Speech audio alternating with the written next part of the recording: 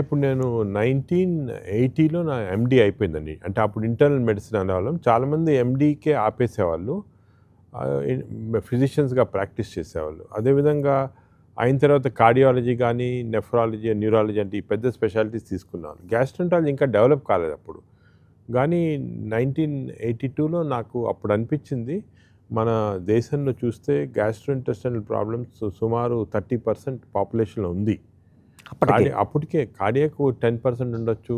అదేవిధంగా డయాబెటిస్ 10% ఉండొచ్చు. కానీ గ్యాస్ట్రో ప్రాబ్లమ్స్ చాలా ఎక్కువ గానీ, ఇది అంత గ్లామరస్ సబ్జెక్ట్ కాదు. గ్యాస్ట్రో అనగానే ఏదో డయేరియా అని, కాన్‌స్టిపేషన్ అటువంటి అసిడిటీ అనుకునేవాళ్ళు. ఇంత గ్లామర్ ఉండేది కాదు. కానీ నాకు ఎందుకు ఇంట్రెస్ట్ వచ్చిందంటే, అప్పుడు హెపటైటిస్ బి వైరస్ అనేది అప్పుడే డిస్కవర్ అయింది. ఈ హెపటైటిస్ బి వైరస్ తోటి మనకి లివర్ ఎందుకు స్పాయిల్ అవుతుంది, అదేవిధంగా దీన్ని ఎలా ప్రొటెక్ట్ చేయొచ్చు, వ్యాక్సిన్ కూడా వచ్చింది అప్పుడే అని ఆ టైంలో నాకు అనిపించింది. ఇటువంటి డెవలప్మెంట్స్ ఈ స్పెషాలిటీస్లో జరుగుతాయి. కార్డియాలజీలో ఆల్రెడీ అంతా అయిపోయింది, న్యూరాలజీలో అయిపోయింది. కానీ ఈ స్పెషాలిటీలో ఈ డెవలప్మెంట్స్ వచ్చే అవకాశం ఫ్యూచర్ ఉంది.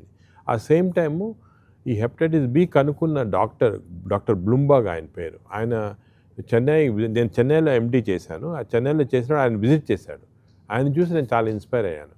ఒక నోబెల్ ప్రైజ్ విన్నరు, ఒక కొత్త డిజీజ్ కనుక్కోవటము, దాన్ని కంప్లీట్ ప్రివెంట్ చేయటము, మా కళ్ళ ముందే చనిపోయే పేషెంట్స్ని ఈ జబ్బు కనుక్కున్న తర్వాత మేము కంప్లీట్ సేవ్ చేయటం జరిగేది. అది ఇన్స్పైర్ అయ్యి నేను ఈ గ్యాస్ట్రోఎంట్రాలజీ తీసుకున్నాను. నేను తీసుకున్న తర్వాత ఇంకొక న్యూ డెవలప్మెంట్ వచ్చింది గ్యాస్ట్రోఎంట్రాలజీలో. దీనికి ఏమంటే ఎండోస్కోపీ టెక్నాలజీ మాట. అప్పుడప్పుడే ఒక చిన్న కెమెరా నోట్లో పెట్టి లోపల ఏముంది, క్యాన్సరా ఏమి అని కనుక్కోవటం జరిగింది. జపాన్‌లో జరిగింది. సేమ్ టైం జర్మనీలో ఏమంటే డాక్టర్స్ ఆ కెమెరాతో పాటు ఎండోస్కోపిక్ సర్జరీ కూడా చేయటం స్టార్ట్ చేశారు. అంటే ఎండోస్కోపీ ద్వారా మన నోట్ ద్వారా స్టమక్‌లోకి వెళ్ళిపోయి కడుపులో క్యాన్సర్ గానీ, అల్సర్ ఏముంటే తీసేయటం జరిగిందన్నమాట. ఫస్ట్ అప్పుడే 84లో. ఇదొక కొత్త డెవలప్మెంట్, రెవల్యూషన్ అనేది వచ్చింది టెక్నాలజీ వల్ల.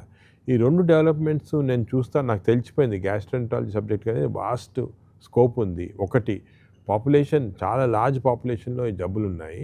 రెండోది, మనకి చాలా న్యూ టెక్నాలజీ డెవలప్మెంట్స్ వచ్చే అవకాశం ఉంది. So, I knew that gastroenterology speciality చాలా అవసరం పబ్లిక్‌కి, డెవలప్మెంట్స్ వస్తాయని.